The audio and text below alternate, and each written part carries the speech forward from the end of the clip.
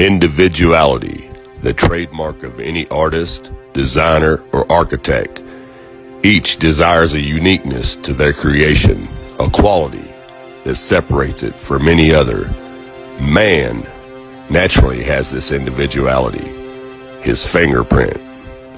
There are 7.7 billion people on the face of the earth, and no two fingerprints are the same. Everything we touch or make contact with is branded with a small expressed image revealing to all who see it who was there. Around 1200 AD, a man named Leonardo Pisano, better known as Fibonacci, who was a famous mathematician from the Republic of Pisa, considered to be the most talented mathematician of the Middle Ages, Pisano discovered a sequence of numbers that created a very interesting pattern. The sequence begins with the numbers 1, 1, 2, 3, 5, 8, 13, 21, 34, and continues indefinitely. Each number is obtained by adding the last two digits together.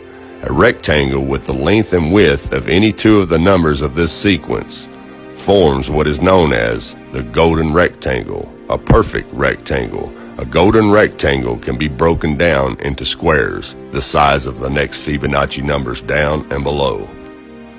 If we were to take a perfect or a golden rectangle, break it down into smaller squares based on Fibonacci's sequence, and divide each with an arc, the patterns begin to take shape.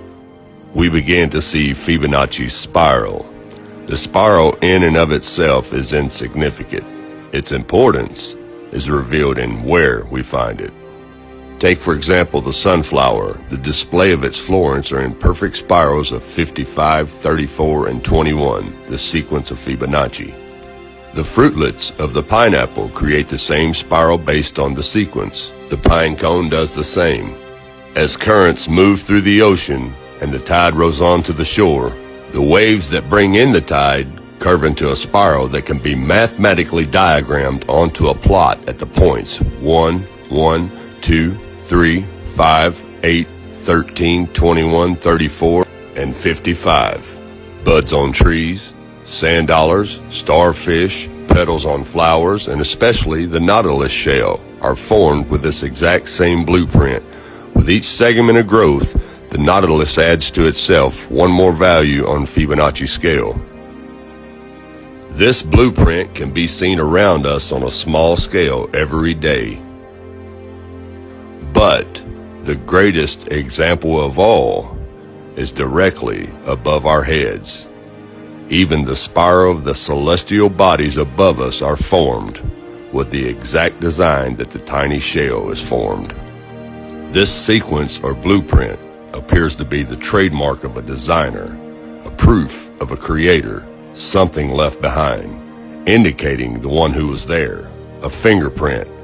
As we scan our universe, from the tiny flower to the celestial bodies above, we see the fingerprint of God.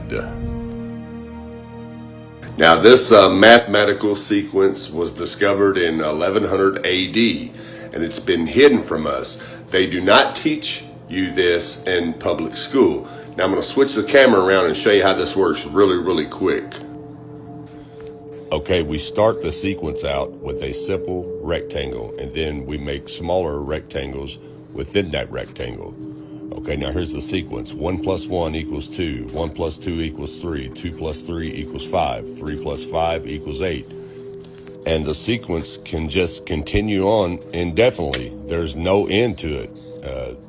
We can just keep adding to it, and it just keeps growing larger and larger. 8 and 13 is 21. And you start your spiral going from the first number outward, and that is the Fibonacci sequence. And this simple little mathematical sequence proves that there's a creator. And there's a reason why the government would not allow this, well, actually not allow it. They won't fund this sequence to be taught in public schools. Even though it was discovered almost 1,000 years ago, there's a reason why they will not fund this mathematical sequence to be taught in school. For one, it proves there's only one creator, one fingerprint who created everything, because everything, every design created lines up with this sequence. And if they taught that in school, it would wake a lot of people up, and they'd be like, well, wait a minute. Everything on Earth has this same mathematical design, all the way down to our own DNA. You see what I'm saying? It would kill evolution theory, and it would kill the Big Bang theory. That's why this is not allowed to be taught in the public schools. It's time to wake up, people. Thanks for watching, and God bless.